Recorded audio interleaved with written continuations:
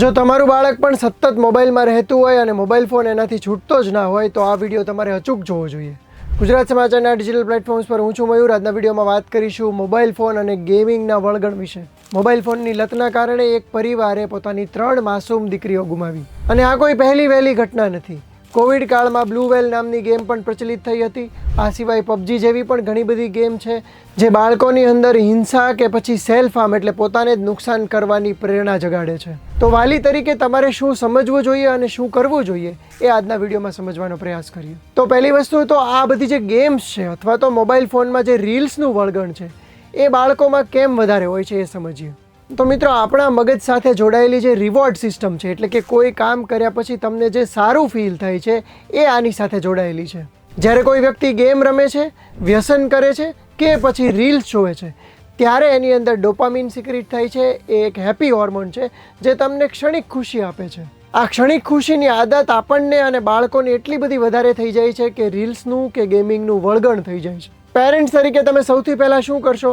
તમે બાળકને ઠપકો આપશો. પરંતુ બાળકની ઉંમર એવી હોય છે કે એને ઠપકો આપવાના કારણે ખરાબ લાગી જાય છે અને પોતાના માતા પિતા સારા નથી એવું લાગવા માંડે છે. એટલે આવા કિસ્સામાં તમારે ખીજાવાના બદલે બાળકને સમજાવવું વધારે જરૂરી છે.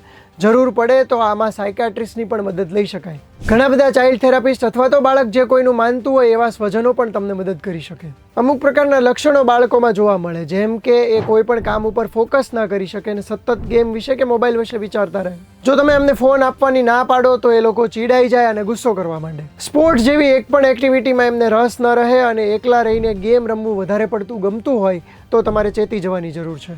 તો માતા પિતા તરીકે તમે શું કરી શકો? સૌથી પહેલાં તો તમે બાળકોને જે ફોન આપો છો એની હિસ્ટ્રી ચેક કરવાની રાખો. બાળક એના ફોનમાં, યુટ્યુબમાં કે પછી ઇન્સ્ટાગ્રામ પર શું જોવે છે એ તમે ટ્રેક કરી શકો, જોતા રહો. આ દરેક એપ્લિકેશન્સમાં બ્રાઉઝર હિસ્ટ્રી અથવા તો એક્ટિવિટી નામનું જે ફીચર હોય છે એમાં જઈને તમે ચેક કરી શકો છો.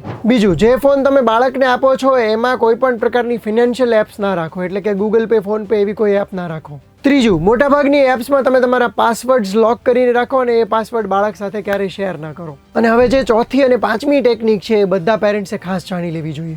બાળક તમારા ફોનમાં આડીઅવળી કોઈ એપ્સ ઇન્સ્ટોલ ન કરી શકે એ માટે તમે ગૂગલ પ્લે સ્ટોરમાં જઈ શકો છો. એના સેટિંગ્સમાં ફેમિલી ઓપ્શન પસંદ કર્યા પછી પેરેન્ટલ કંટ્રોલ ઓન કરો. પછી જ્યારે પેરેન્ટલ કંટ્રોલ ઓન કરશો ત્યારે તમે 4 આંકડાનો એક પાસવર્ડ સેટ કરી શકશો. એ પાસવર્ડ કોઈની સાથે શેર નથી કરવાનો. ત્યાર પછીથી તમે એજ લિમિટ સિલેક્ટ કરી શકશો, એટલે 13+, 14+, કે 18+ એ પ્રકારની જે ગેમ્સ હશે તમારું બાળક ઇન્સ્ટોલ જ ના કરી શકે. અને જે પાંચમી ટેકનિક હું તમને કહીશ એ વધારે ઉપયોગી બને એવી છે.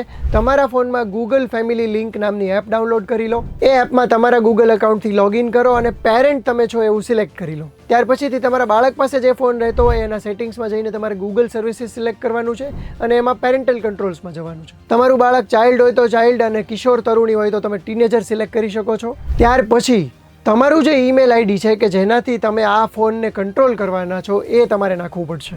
તમારા પોતાના ફોનમાં એક કન્ફર્મેશન કોડ આવશે એ પણ તમારે નાખવો પડશે. અને આ રીતે તમે તમારા બાળકને જે ફોન આપવાનો છો એ ફોનને તમારા ફોન સાથે લિંક કરી શકશો. હવે તમે શું કરી શકશો કે તમામ એપ્સ ઉપર તમે એક લિમિટ પણ ગોઠવી શકશો કે આટલા કલાકથી વધારે આ વ્યક્તિ આ એપ યુઝ નહીં કરી શકે. અમુક એપ્સને તમે રિસ્ટ્રિક્ટ કરી શકશો અને તમારા ફોનમાંથી ડિલીટ પણ કરી શકશો. એટલે તમારા બાળકના ફોનમાં જો કોઈ આડીઅવળી એપ હોય તો એને તમારા ફોનમાંથી તમે અનઇન્સ્ટોલ કરી શકો છો. એટલું જ નહીં, યુટ્યુબ જેવી એપ ઉપર તમારું બાળક કેટલો સમય એક્ટિવ રહેશે એ પણ તમે નક્કી કરી શકો છો. આ સિવાય બાળકની અંદર ડિસિપ્લિન લાવવા માટે તમે બેડ ટાઈમ કંટ્રોલ એટલે કેટલા સમયે ફોન કામ નહીં કરે એ પ્રકારનું પણ સેટિંગ કરી શકશો. મિત્રો, અત્યારના સમયમાં ઘણા બધા વાલીઓ સામેથી બાળકને ફોન આપી દેતા હોય છે જેથી એ લોકો પોતે છુટકારો મેળવી શકે, પરંતુ આ સાચો રસ્તો નથી. તમામ પેરેન્ટ્સે આ સમજવું પડશે કે મોબાઈલ ફોનની ઘણી બધી નકારાત્મક અસરો બાળકોમાં લાંબા ગાળે જોવા મળે છે અને એના વારંવાર ઉદાહરણો ન્યૂઝમાં આપણે જોતા હોઈએ છીએ. આપણા સંતાનની ડિજિટલ સેફટીની જવાબદારી આપણે જ ઉપાડવી પડશે. આ વિડીયો તમામ એવા પેરેન્ટ્સ સાથે શેર કરજો કે જે પોતાના સંતાનો માટે સજાગ હોય. આ જ પ્રકારના ન્યૂઝ અને ઇન્ફોર્મેશનને લગતા વિડીયોઝ જોવા માટે ગુજરાત સમાચારને ફોલો અને સબસ્ક્રાઇબ કરી લેજો.